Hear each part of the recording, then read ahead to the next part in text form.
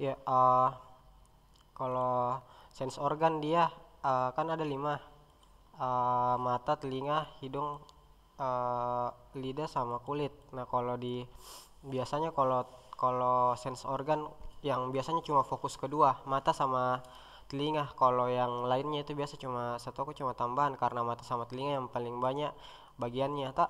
Nah, kalau dari kalau kita belajar mata dulu, nah dia kan dibagi klasifikasi dulu.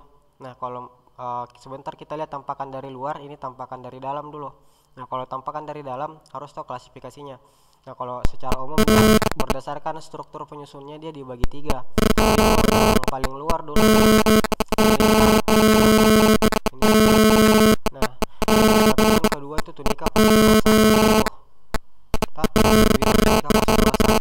Kemudian yang ketiga itu tunika nervosa atau lapisan saraf. Nah, kalau sudah itu 3 lapisannya itu tunika fibrosa, vaskulosa sama nervosa. Nah, kita lihat nih, kalau bilang orang tunika fibrosa itu ada 2 penyusunnya, kornea sama sklera. Yang mana itu kornea? Yang ini nih, ini kornea semua. Jadi tunika fibrosa dia ada 2 lapisannya, satu kornea, kemudian yang kedua adalah sklera. Yang mana itu sklera? Ini semua, ini di luarnya yang biru. Nah, karena yang biru itu lapisan kedua. Nih, di luarnya yang biru ini sklera. Jadi lapisan pertama itu tunika fibrosa yang terdiri dari 2, yaitu sklera yang paling luar sama kornea yang paling dalam. Tak. Nah, kemudian yang lapisan kedua itu tunika vaskulosa, artinya dia terdiri dari pembuluh darah. Nah, makanya ketika ini kalau ditampakkan lain ini banyak pembuluh darah dalam sini. Banyak pembuluh darahnya dalam sini. Tunika vaskulosa. Nah, tunika vaskulosa dia dibagi 3. Nah, tunika vaskulosa dia dibagi 3. Yang pertama itu koroid, yang ini. Koroid sampai sini saja. Nih. Ini koroid. Tak. Nah, yang kedua adalah corpus ciliaris, ini. Nah, corpus ciliaris. Kemudian yang ketiga adalah iris. Iris. Jadi itu yang lapisan kedua, namanya tunika vaskulosa, yaitu koroid, corpus ciliaris sama iris. Nah, kemudian yang lapisan terakhir itu adalah tunika nervosa atau lapisan saraf. Nah, ini yang kuning semua di dalam. Tak. Nah, lapisan yang kuning yaitu dia terdiri dari apa? Dia cuma retina saja. Jadi ini semua yang kuning ini retina semua. Nah, itu klasifikasinya. Nah, kesimpulannya, bola mata jadi bagi tiga bagian, fibrosa, vaskulosa sama nervosa. Vaskulosa ada 2, sklera sama kornea. Vaskulosa itu ada 3, koroid, corpus ciliaris sama iris. Nah, kalau tunika nervosa cuma 1, retina. Nah, itu secara umum. Baru kita bahas dia lapisannya dari kecil ke besar. Nah, misalnya kan tadi tunika fibrosa yang pertama adalah kornea. Nah, kita lihat struktur apa saja yang ada dalam kornea tak. Nah, kalau di kornea itu ada 5 lapisan saja. Yang pertama adalah bisa juga dilihat dari histologi, tapi lapisan pertama namanya epithelium anterius. Jadi dia ditutup oleh epitel. Nah, epithelium anterius itu lapisan pertamanya. Kemudian lapisan keduanya dari depan itu adalah ini, lamina limitans anterior, di bawahnya epitel. Lapisan kedua dari kornea namanya lamina limitans anterior atau lamina Bowman orang bilang, tak, Bowman. Kemudian yang ketiga adalah itu substansia propria, yang ini, yang di tengah. Substansia propria ini nanti yang akan berlanjut dengan sklera. Jadi ini akan baku sambung dengan sklera keluar tak. Itu adalah substansia propria. Kemudian yang keempat itu lamina limitans posterior. Ini dia gambar lamina limitans posterior. Disebut juga dengan desmen, lamina desmen. Nah, kemudian yang paling terakhir itu adalah ada sel endotel pada bagian sininya. Ini kayak soalnya dia mirip ketampakan histologi. Jadi intinya kalau bilang orang apa penyusunnya kornea ada 5. Yang pertama epithelium anterius, lamina limitans anterior atau lamina Bowman, kemudian substansia propria yang banyak yang berlanjut dengan sklera, kemudian lamina limitans posterior yang berlanjut disebut dengan desmen, sama yang terakhir lapisan sel endotel. Itu penyusunnya kornea. Tak. Lapisan endotel intinya dia paling dalam sini. Itu cuma tampakan histologi. Jadi itu intinya kalau di anatomi ada 5 lapisannya kornea tak. Nah kemudian habis itu apalagi yang bisa kita lihat, selain penyusunnya kornea ada struktur-struktur tertentu yang bisa kita perhatikan. Yang paling penting itu ini, ada namanya angulus iridio cornealis. Ini sudut antara iris dengan kornea, makanya namanya dengan angulus iridio cornealis, sudut antara iris dengan kornea. Ini penting karena ini tempat penyerapannya nanti cairan aqueous humor lewat sini dia tak. Kemudian kalau dibilang kalau ini sudutnya, kalau yang di sini adalah ruangannya. Kalau yang bagian sini namanya spatium angulus iridius cornealis, kalau di sudutnya namanya angulus saja. Jadi ini angulus iridio cornealis, kalau di bagian ruangannya namanya spatium angulus iridio cornealis. Itu saja. Itu saja untuk kornea. Kemudian kita lanjut ke dari tunika fibrosa yang kedua, yaitu sklera. Ini sklera semua tak. Nah sklera ini penting karena dia merupakan tempat insersionya otot-otot mata. Jadi di sini melekat otot-otot mata, membuat mata bergerak ke kanan, ke kiri, ke atas atau ke bawah dan sebagainya tak. Nah itu adalah sklera, tempat insersio dari otot-otot ekstraokuler. Kemudian yang paling penting itu di sklera itu ada yang namanya disebut dengan canalis scalp atau sinus venosus sklera. Jadi dia di tepi-tepinya, di ujungnya kornea kan ada tuh namanya sinus venosus sklera atau canalis scalp yang ini. Nah itu adalah tempat penyerapan dari aqueous humor. Jadi nanti di sini diserap. Kalau dia tidak serap nanti bisa jadi peningkatan tekanan interokuler. Itu jika kalau di sklera. Jadi sklera kesimpulannya cuma dia otot ekstraokuler, ini dari otot ekstraokuler. Kemudian yang kedua ditemukan sinus venosus sklera, disebut dengan canalis scalp. Nah kemudian kita lanjut ke lapisan yang kedua, yaitu tunika vasculosa. Nah tunika vasculosa tadi kan dibagi 3, ada koroid, corpus ciliaris sama iris. Nah kita ke koroid dulu. Di koroid ini tak, nah ini koroid semua, ini koroid. Nah kalau dari klasifikasinya dia dibagi 4. Nah ada namanya lamina supracoroidea. Jadi ini kalau dia secara mikroskopik lagi, dia ada 4 lapisan lamina supracoroidea. Kemudian yang kedua lamina vasculosa, lamina choriocapilar. Sebentar, ini gambarnya dia. Jadi ini koroid tadi kan warna biru di sini tak. Nah kalau itu kayak diangkat, nah ini isinya di dalam ya. Ada lamina choriocapilar yang ini, yang lurus-lurus. Kalau ini namanya lamina choriocapilar, yang pembuluh darah kapiler dia. Nah kalau dia yang memanjang, pembuluh darah sepanjang sana disebut dengan lamina vasculosa. Nah itu saja. Sama ada lamina basalis sama lamina supracoroidea. Kalau lamina, tapi dia kecil di tepi-tepinya, lamina supracoroidea. Nah kalau lamina supracoroidea, kalau pengetahuan saya dia lapisan kecil daerah sini. Kemudian kalau lamina basalis lapisan kecil di sini. Tapi kalau secara umum yang paling penting itu ini lamina vasculosa, pembuluh darah, sama lamina choriocapilar yang pembuluh darah yang tipis-tipis.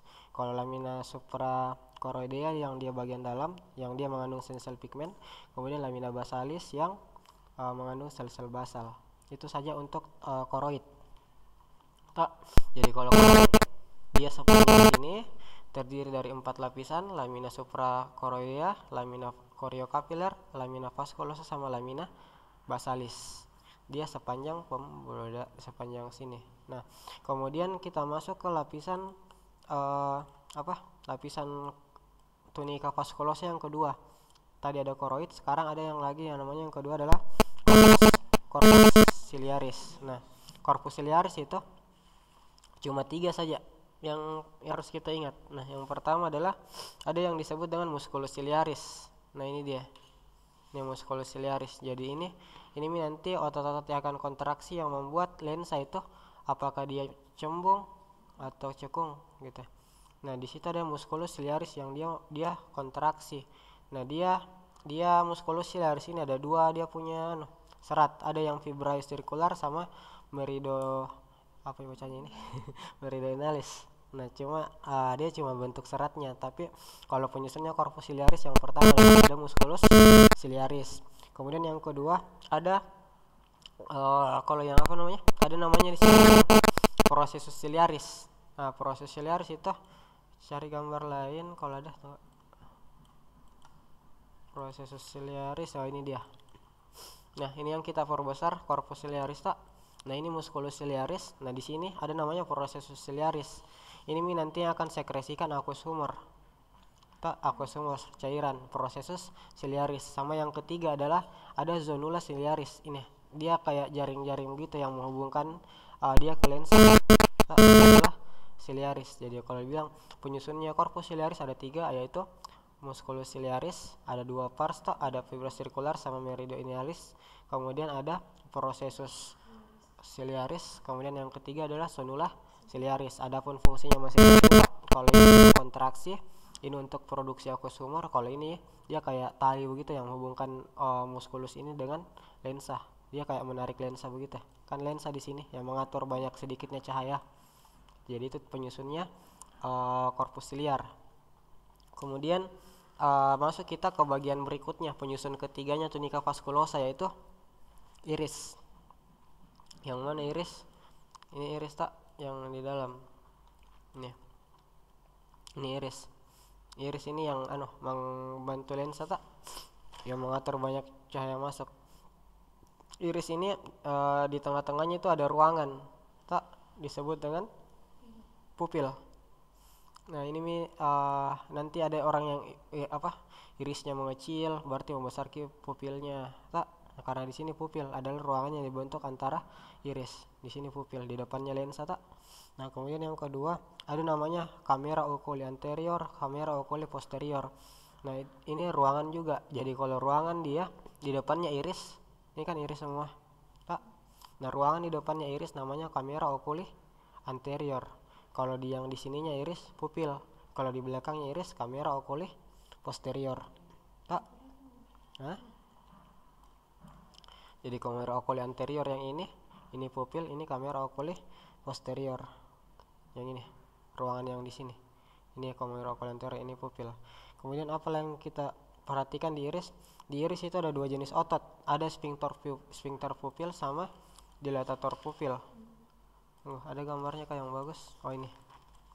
Nah, ini iris tak. Nah, ada sphincter pupil. Ini dia sphincter pupil. Nah, kalau dia sphincter pupil, dia membuat mata itu menjadi miosis, artinya mengecil. Tak. Jadi ketika sphincter pupil kontraksi, dia akan miosis. Kalau dilatator pupil kontraksi, dia akan midriasis. Jadi ini yang mengatur supaya pupil mengecil, miosis, yaitu musculus sphincter pupil, dan yang membuat mata menjadi lebar atau midriasis itu musculus dilatator pupil. Jadi dia membuat dilatasi pupil. Tak, satu sphincter mengecilkan, satu dilatator, itu dilatator pupil.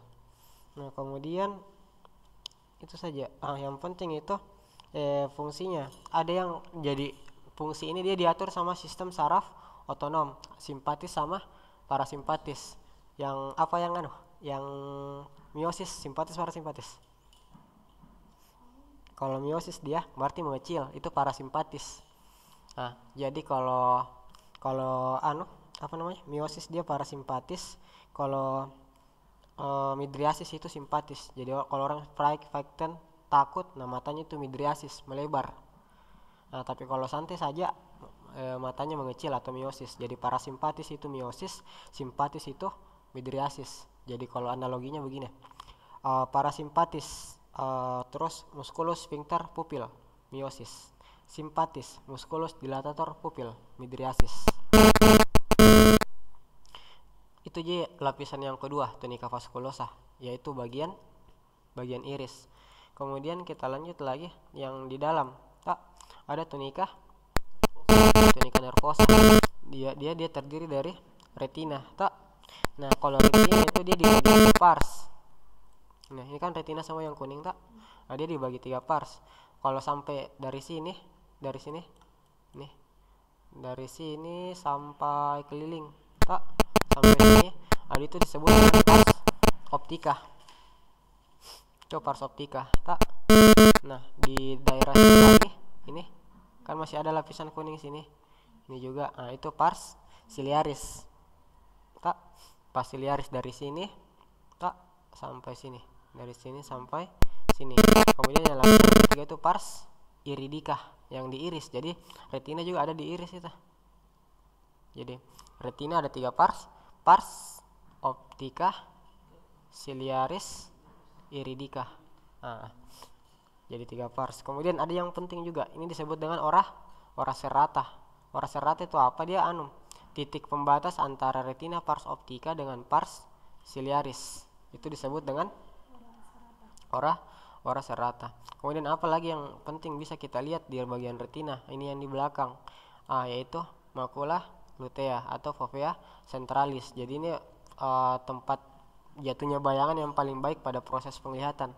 Tak, di sini orang bilang pusat penglihatan tak, karena paling banyak sel reseptornya. Jadi cahaya seharusnya jatuh tepat di makula lutea atau fovea centralis. Nah, kemudian apa lagi yang bisa kita lihat di retina?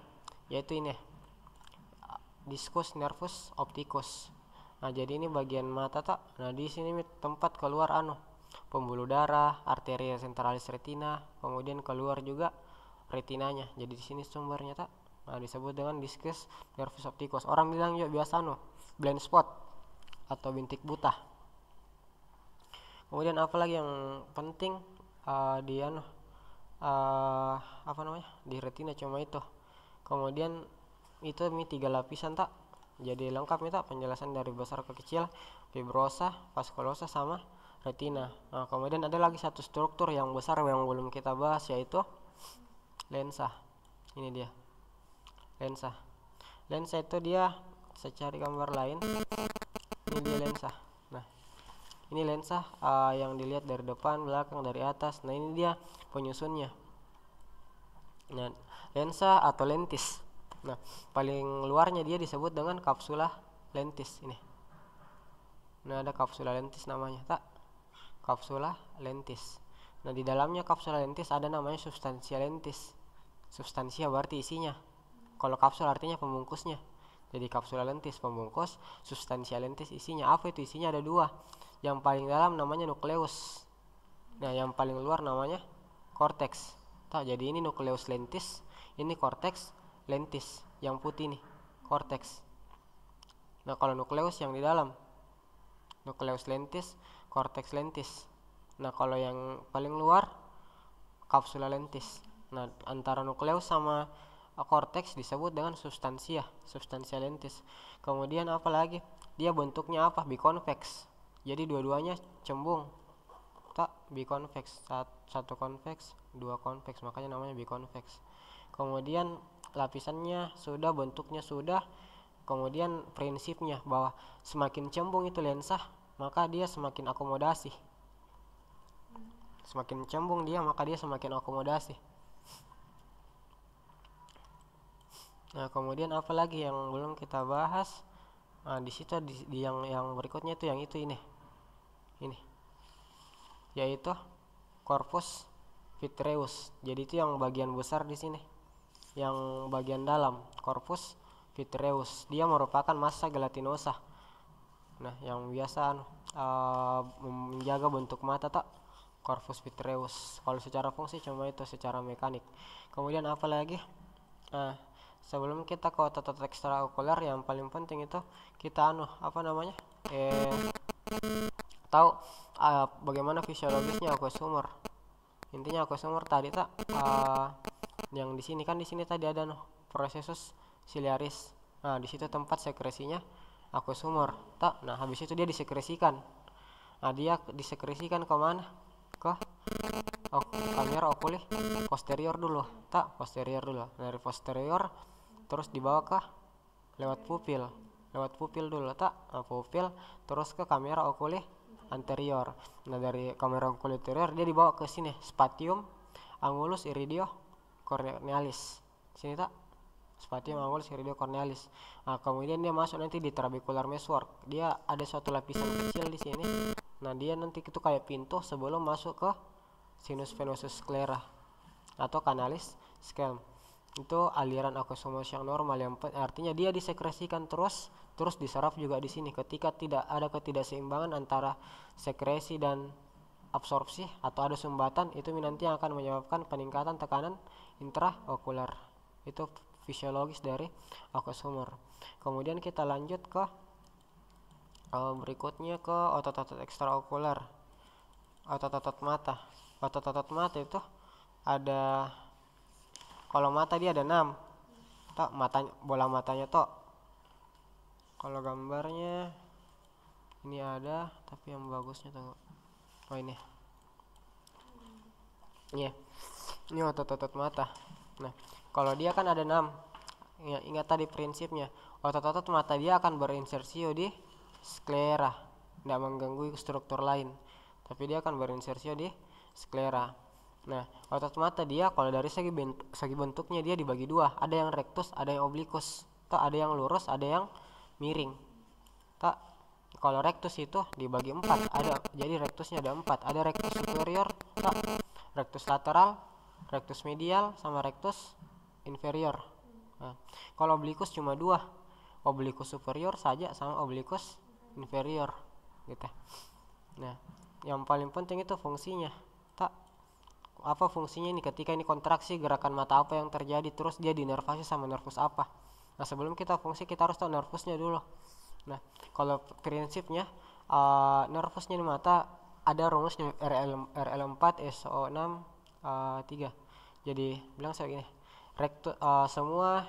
semua otot-otot mata itu yang 6 tadi tuh, 4 rectus 2 oblikus, semua diinervasi sama nervus 3 oculomotorius, kecuali 2 otot, yaitu rectus lateral, dia nervus abducens, dan oblikus superior, dia nervus 4 trochlearis. Jadi sisanya itu nervus 3.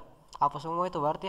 Rectus superior, rectus medial, rectus inferior, oblikus inferior itu nervus oculomotorius, sedangkan rectus lateral abducens dan oblikus superior itu trochlearis.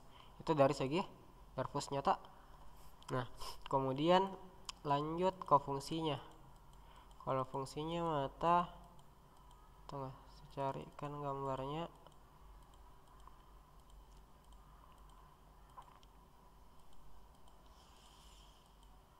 Nah, ini dia. Nah, ini saja diingat ya, yang rumus ini. Nah, jadi ini misalnya ini misalnya mata kanan tak, ini misalnya mata kanannya kita tak. Nah, kan kalau dari gerakan dulu ada yang gerakan elevasi, kalau ke atas tak, depresi dia ke bawah. Nah, kalau aduksi dia mendekati sumbu tubuh, abduksi mendekati menjauhi sumbu tubuh. Nah, kalau ini lagi ya, kemudian dari segi fungsi ini saja dia otot-ototnya. Kalau dia misalnya pergerakannya ke superior tak, itu ada 2 otot, rectus superior sama oblikus inferior. Kalau gerakannya elevasi, jadi gerakan ke atas 2 otot itu bekerja, rectus superior sama oblikus inferior. Kalau gerakan ke bawah itu 2 otot juga, rectus inferior sama oblikus superior. Nah, bagaimana caranya? Tidak dihafal, bisa saya dilihat dari fungsinya tak. Kalau rectus jelas tak, ketika rectus superior kontraksi berarti dia tarik ke atas, bola mata melihat ke atas. Nah, yang penting itu oblikus dia kebalikan. Jadi kalau dia oblikus inferior gerakannya elevasi, kalau oblikus superior gerakannya depresi, beda sama rectus. Kalau dia superior berarti elevasi ke atas, rectus inferior juga begitu, gerakannya dia kontraksi ke bawah. Sedangkan oblikus kebalikannya, kalau oblikus inferior dia elevasi, oblikus superior dia depresi. Ya, jadi kalau dibilang otot apa yang membantu dalam pergerakan elevasi, jadi ada 2, rectus superior sama oblikus inferior. Begitu juga sebaliknya, yaitu gerakan depresi, otot apa berarti rectus inferior sama oblikus superior. Kemudian begitu juga yang kalau abduksi sama adduksi.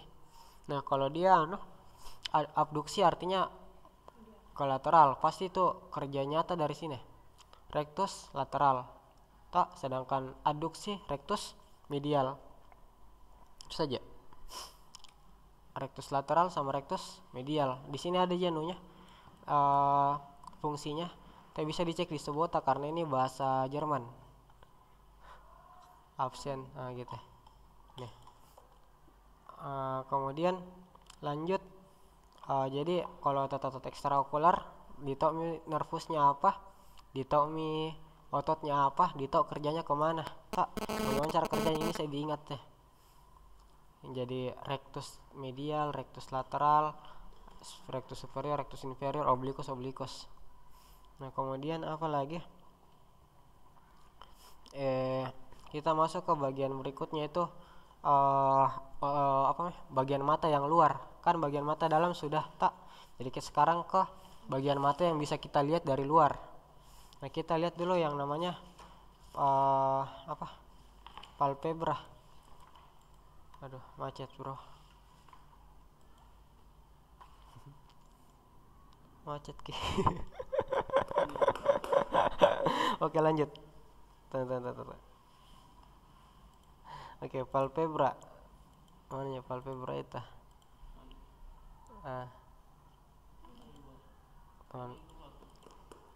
Iya ini. Ini tampakannya dari luar tak? Nah, kita belajar anatomi dari luar. Nah, kalau anatomi dari luar pertama prinsip-prinsipnya dulu. Palpebra itu ini, kelopak mata. Tak? Dia dibagi dua. Ada pars tarsalis yang tepat di bagian kelopak matanya, ada bagian atas yang supratarsalis. Nah, pars tarsalis yang di sini depannya bola mata persis, supratarsalis itu di bagian atas. Dua-duanya disebut dengan palpebra atau kelopak mata. Kemudian ini ada alis, namanya itu supercilium. Tak? Kan kalau cilia artinya rambut. Tak? Ya cilia artinya rambut. Nah, sama juga ini, cilia artinya rambut, tapi kalau alis dia rambut super gitu. Makanya namanya supercilium. Super rambut bagian atas, supercilium, yaitu rambut bagian atas. Nah kemudian apa lagi, nah ini kan mata disebut juga dengan oculi tak, nervus oculomotorius. Nah jadi di sini ada sudut-sudutnya tak. Kalau di sudut sini berarti angulus oculi medialis tak. Kalau yang di lateral angulus oculi lateralis. Kemudian apa lagi, kalau rambut-rambutnya ini kan rambut-rambut yang mata atau silia ada dua, ada yang ketemu di palpebra tak, ada yang di bagian bawah juga, itu namanya silia. Kalau rima palpebrarum itu artinya pintu. Jadi ketika itu terbuka matanya tak, itu ada garis di sini, ada itu garis di bagian mata. Tak, ketika dia tertutup, kalau dia terbuka, rimanya terbuka atau pintunya terbuka, itu namanya rima palpebrarum. Ini anunya, pintunya. Tak. Nah kemudian apa lagi? Nah ini ada dibilang limbus anterior sama limbus posterior palpebra. Jadi ini kan palpebra dia lapisan ini. Ada yang lapisan di depan, ada lapisan di belakang. Kalau yang di depan namanya limbus anterior palpebra yang ininya. Nah, kalau yang di belakang limbus posterior palpebra. Itu penting nanti kalau kasusnya kayak bulu matanya ke dalam tak putar ke dalam. Jadi ini kayak entropion sama ekstropion. Ini yang paling penting. Kita tahu yang mana limbus anterior palpebra, yang mana limbus posterior palpebra. Itu nanti kayak marker apakah dia kelopak matanya ke dalam, namanya entropion, atau kelopak matanya keluar, ekstropion tak. Nah, apalagi yang bisa kita lihat? Nah, yang selain itu langsung mungkin lapisan di luar tak. Nah, ini ada lagi. Ini ada carunculus lacrimalis. Dia kayak kantung kecil aja. Anda yang penting ini ada plica semilunaris conjunctiva, tapi nantilah kalau di bagian air mata. Lanjut ya dulu. Ini lapisan-lapisan dalam soalnya bisa dibaca di atlas ini karena dia struktur. Tinggal dibaca saja. Nah, ini ada punctum lacrimal tak. Kemudian ini tadi tunica conjunctiva bulbi tak. Kalau dia ke belakang dia sklera namanya tak. Kemudian kalau apa lagi, kalau yang bagian dalam ini namanya tunica conjunctiva palpebrarum. Nah, jadi kalau yang putihnya tunica conjunctiva bulbi, kalau yang ini yang mukosa ini yang pink tak, tunica conjunctiva palpebrarum. Kemudian apa lagi yang bisa dilihat, cuma itu jikanya yang penting. Kemudian kita harus tahu lapisannya palpebra dari luar ke dalam. Nah ini dia, ini palpebra kayaknya. Oh iya. Nah kalau dia lapisannya palpebra dari luar ke dalam, pertama ada dibilang cutis. Nah cutis tunggu yang mana anterior, berarti ini. Nah lapisannya palpebra itu ada 5. Nah yang paling luar namanya kutis, kulit. Jadi ketika kulit tak diangkat, di bawahnya kulit ada lapisan lemak lagi yaitu subkutis. Nah nanti itu di bawahnya kutis di situ ada otot yaitu musculus orbicularis oculi yang ini otot ini tak. Jadi ini gambarnya ini palpebra dipotong secara histologis. Jadi palpebra bagian depan ini yang palpebra bagian belakang tak. Jadi ini yang bagian kulit yang kelihatan dari luar, ini yang bersinggungan dengan bola mata dipotong. Dan ini ada lapisannya, dia ada lima. Yang pertama kutis tak paling luar, di bawahnya kutis ada subkutis tak jaringan lemak, di bawah jaringan lemak itu bami ada otot yaitu musculus orbicularis oculi yang membantu penutupan bola mata tak. Kalau tidak menutup legophthalmos tak. Kemudian di bawahnya itu ada yang namanya tarsus. Ini tarsus tarsus yang mana ini tarsus ada nanti kalau yang gambar di bawahnya kayaknya ini dia. Ini tarsus superior, tarsus inferior. Di bawahnya musculus orbicularis oculi. Orbicularis oculinya diangkat ada namanya tarsus. Tarsus superior sama tarsus inferior. Nah di bawahnya tarsus itu baru ada yang namanya conjunctiva palpebra. Itu yang tadi kita lihat dari dalam yang warna pink. Nah itu tunica conjunctiva palpebra. Jadi kalau bilang apa penyusunnya itu kelopak mata ada 5.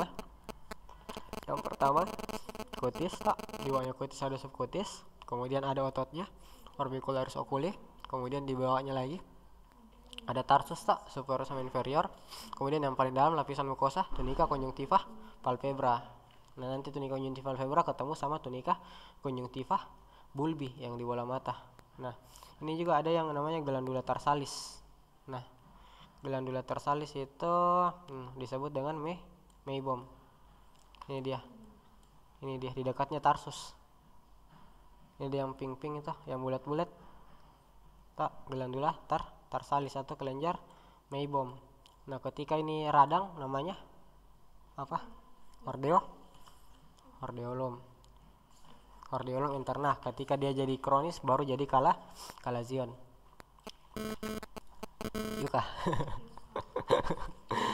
Ya sudah, percaya saja. Kemudian lanjut apa lagi di palpebra itu intinya kalau tentang kelenjar itu ada 3 yang penting. Nah ada glandula ciliaris yaitu yang menghasilkan minyak disebut dengan glandula Zeiss. Jadi kalau cari kelopak mata misalnya tengok. Nah intinya kelopak mata ini ada 3 kelenjarnya, ada kelenjar Zeiss, mole sama meibom. Nah kalau Zeiss dia di bagian palpebra yang menghasilkan minyak, dia banyak di bagian palpebra sini yang menghasilkan minyak tak. Nah kemudian kalau mol itu yang hasilkan keringat. Jadi mata juga sama di kelenjar yang lain kan ada kelenjar keringat, tapi kalau kelenjar keringat yang di kelopak mata namanya glandula mol iya PGM mol. Nah kalau minyak itu Zeiss kan sama di kulit juga menghasilkan kelenjar minyak tak. Nah kalau ada nama bedanya, kalau di mata ada namanya, kalau yang minyak namanya glandula Zeiss, kalau keringat namanya mol. Kalau yang di dalam tadi glandula tarsalis itu namanya meibom. Itu nanti penting kalau belajar tentang hordeolum. Kalau radang pada kelenjar itu tak namanya hordeolum. Kalau misalnya radang pada kelenjar Zeiss sama mol namanya hordeolum eksterna. Kalau meibom itu hordeolum interna. Ada juga gambarnya nanti. Kemudian lanjut ke masuknya ke dia aparatus lacrimalis yaitu kelenjar air mata. Mana itu kelenjar air mata.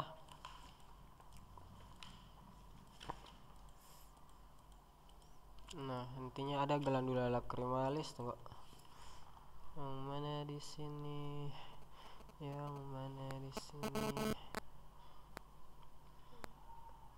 Mana kelenjar air mata? Oh ini. Aduh, macet buang. Iya. Nah, ini gambarnya yang bagus ya. Ada yang pertama yang tidak ada yang bagus. Nah, ini di sini ada yang namanya kelenjar air mata atau aparatus lakrimal. Dia terletak di superlateral glandula lacrimalis. Dia di saya ingat kok dia dibagi dua pars, ada pars lacrimalis sama pars orbitalis kalau saya tidak salah. Lupa kak, tunggu ada itu ada gambarnya, mungkin di edisi 23.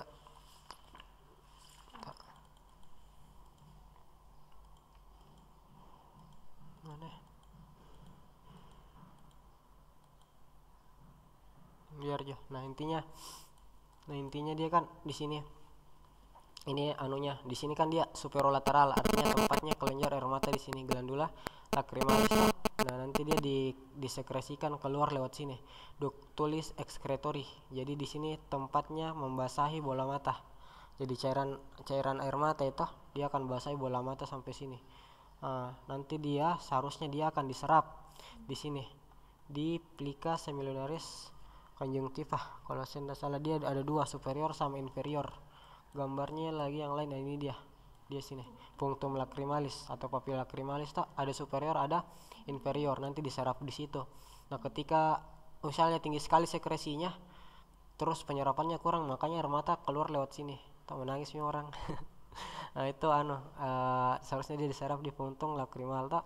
Nah kemudian dia dibawa ke sini dua saluran canaliculus namanya, yaitu canaliculus lacrimalis, ada yang superior ada yang inferior. Jadi dari sini tak dibawa punctum lacrimal superior atau inferior lewat ke canaliculusnya atau saluran kecil canaliculus lacrimalis superior sama canaliculus lacrimalis inferior. Kemudian dia masuk ke sini sakus atau kantong air mata tak, sakus lacrimalis. Kemudian berikutnya ada ductus nasolacrimalis. Nah ini ductusnya dialirkan ke bawah. Nah sampai masuk ke cavum nasi, tepatnya di meatus nasi inferior. Kan ingat kemarin di cavum nasi kan ada 3 tak, concha nasalis superior, meatus nasi superior, sampai paling bawah di bawahnya concha nasalis inferior itu ada meatus, yaitu meatus nasi inferior. Nah tempatnya berhubungan dengan ductus nasolacrimalis. Makanya fisiologinya kenapa orang nangis itu langsung orang bilang beringus tak, karena saluran air mata memang dia diserap di bagian sini, punctum, canaliculus, saccus, ductus, sampai keluar lewat ingus, sampai keluar lewat hidung menjadi ingus. Nah sudah itu tentang aparatus lacrimal.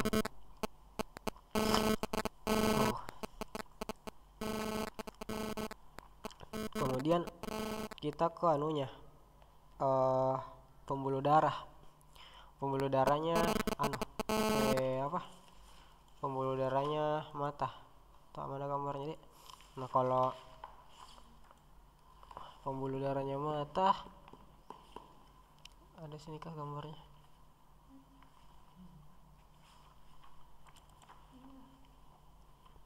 Wow, terlalu ribet yang ini. Ada gambar bagus sih itu. Oh iya ini. Ini pembuluh darahnya mata.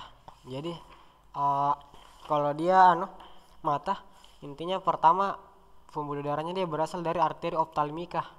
Apa itu arteri optalmika? Dia ingat waktunya pembuluh darah arteri carotis interna. Arteri carotis interna pertama dia kan ada pembuluh darah kecil masuk ke kanalis opticus bersama nervus opticus. Itu namanya arteri optalmika dan dia di daerah sini. Nanti dia baru bercabang. Cabangnya ada banyak. Kalau saya ingat kok ada 5 bagian besar. Nah, yang pertama, cabang pertamanya itu dia jalan masuk ke sini. Pusat bola mata di discus nervi opticus. Dia berjalan di bagian kecil yaitu namanya arteri centralis retina. Itu cabang pertama, arteri optalmika. Jadi semua mata tadi arteri optalmika. Kita lihat apa saja cabangnya arteri optalmika. Yang pertama adalah arteri centralis retina. Tak, dia di sini. Di bagian sini berjalan bersama nervus opticus. Tak. Apalagi cabang yang kedua. Selain ke bagian sini, arteri centralis retina, atau yang masuk, yang kedua ada arteri ciliaris. Artinya dia ini nanti yang akan membentuk tunika vaskulosa. Tak, pembuluh darah yang kemana dia ke iris, tak, yang ke depan vaskularisasi daerah sana, itu namanya arteri ciliaris. Ada yang longus, ada yang brevis. Nah, jadi ini namanya arteri ciliaris posterior longa, arteri ciliaris posterior brevis. Yang mana itu? Ini. Kalau longus dia lurus saja. Ini lurus tidak bercabang, longus. Terus sampai ke sana. Itu arteri ciliaris longus panjang ki. Nah, beda sama arteri ciliaris posterior breve. Jadi ini.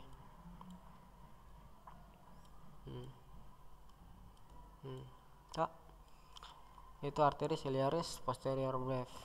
Nah, jadi kalau yang penting itu yang sebelum saya lupa tadi, intinya cabang pertama oftalmika, cabang keduanya arteri ciliaris. Ada arteri ciliaris dibagi dua, ada anterior, ini anterior di depan tak, yang kedua tuh posterior, sedangkan posterior baru dibagi dua, ada yang panjang, ada yang pendek. Yang panjang itu lurus ke sana, yang pendek ini nanti yang bentuk tunika choriocapillaris tadi, tak, menjadi kapiler-kapiler kecil.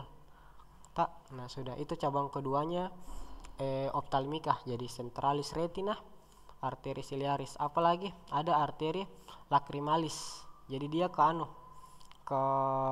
glandula lacrimal. Tinggal cari gambarnya, arteri lacrimalis. Nah, ini ada arteri lacrimalis. Yang ketiga ini kan kelenjar lacrimal terletak di superolateral tak. Itu cabang ketiganya oftalmika. Nah, ini oftalmika. Nih. Ini kan carotis interna, keluar cabangnya satu oftalmika, masuk ke dalam bersama kanalis opticus tak. Kalau dia ke bola mata ada dua, centralis retina sama ciliaris. Kalau yang keluar dari bola mata yang pertama yaitu arteri lacrimalis, cabang ketiganya tak. Nah, cabang keempatnya itu arteri oftalmika ramus muscularis, itu cabang keempat. Dia kemana? Otot-otot ekstraokular. Ini namanya arteri oftalmika ramus muscularis. Sama satu lagi cabangnya arteri oftalmika, dia yang akan memvaskularisasi daerah dahi. Nah, daerah dahi tak, daerah bagian atas sini. Nah, yaitu ada dua pembuluh darah situ, tapi daerahnya sama-sama daerah dahi, kita gabung saja, yaitu namanya arteri supraorbitalis sama arteri supratroclearis. Ini dia arteri supraorbitalis yang kelihatan. Kalau supratroclear ini ada saya dapat. Intinya itu. Jadi kita ulang tak, berdasarkan tempat yang dia vaskularisasi ada 5 bagian besar. Nah, kalau dia ke bola mata ada 2, centralis retina yang di tengah, arteri ciliaris yang membentuk tunika vaskulosa.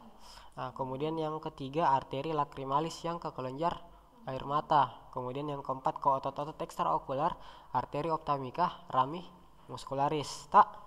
Nah, kemudian yang kelima adalah arteri supraorbitalis sama supratroclearis yang akan vaskularisasi daerah dahi tak. Itu aja. Kemudian berikutnya itu arteri. Kalau vena ya, vena ada gambar vena kah?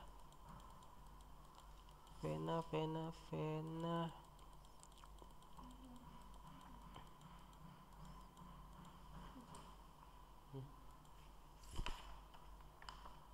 yang mana? Oh ya, ini dia vena. Kalau vena kita mulai dari tepi tak. Nah, kita mulai dari tepi. Nah, kalau vena dia semua aliran darah balik yang ke mata, yang paling penting ini sinus cavernosus. Jadi itu adalah muaranya. Jadi semua aliran darah balik yang berasal dari mata dia akan menuju ke sinus cavernosus. Ini penting karena ada klinisnya namanya trombosis sinus cavernosus. Nah, jadi kita lihat dia ada yang namanya vena oftalmica superior tak, yang bagian atas, yang bagian bawah juga begitu, vena oftalmica inferior tak. Nah, yang di bawahnya lagi itu vena infraorbitalis. Jadi dia masuk di foramen infraorbital. Ingat kemarin waktunya kita jar tulang tak, ada lubang sini tak, ada lubang, itu foramen infraorbitalis yang lubang di maksilah. Nah, di situ tembus pembuluh darah, vena infraorbitalis. Nah, yang penting ini kita ada intinya vena oftalmica superior. Nah, jadi bagaimana cara belajar venanya? Kalau dia bagian bawah itu ada vena facialis tak. di bagian depan wajah, masuk ke vena ophthalmica inferior, tak terus ke sinus cavernosus. Kalau bagian atas ada vena supratrochlearis, ada vena supraorbitalis, ada vena angularis, nasofrontalis, dan semuanya itu akan bermuara ke vena ophthalmica superior. Dua-duanya superior sama inferior akan bermuara ke sinus cavernosus. Nah, ini tempat aliran darah balik dari sinus cavernosus masuk ke sistem sinus, tak nantinya akan bermuara di sinus sigmoideus, kemudian masuk ke jugularis interna. Itu aja kalau yang vaskularisasi, yang bola mata. Kemudian kalau inervasi sudah tadi tak, inervasi kan saraf. Kalau yang otot-otot mata itu tak, yang nervus 3 346 yang yang otot-otot matanya. Kemudian ditambah lagi nervus 2 yang untuk penglihatan, itu nervusnya tak. Kemudian apalagi yang nervus dipelajari, yaitu sifatnya yang sistem saraf otonom, tak. Sistem saraf otonom dia akan buat dua hal. Yang pertama tadi di bagian iris. Kalau bagian iris simpatis sama parasimpatis, miosis sama midriasis. Sama terakhir itu di sistem saraf otonom juga berfungsi di bagian kelenjar air mata. Jadi ketika sistem saraf otonom dia akan inervasi juga kelenjar air mata. Jadi ada yang membuat sekresinya berlebih, ada yang membuat sekresinya berkurang, gitu. Saya lupa yang mana simpatis, yang mana parasimpatis. Intinya satu yang sekresi, satu yang menghambat. Jadi itu saja kalau bola mata. Tak, sudah mungkin belajar strukturnya, fasanya, nervusnya, kemudian tampakan dari luar. Jadi mata sebenarnya materinya sedikit aja, cuma klinisnya banyak. Ya, mungkin ini untuk materi mata dari sense organ. Terima kasih.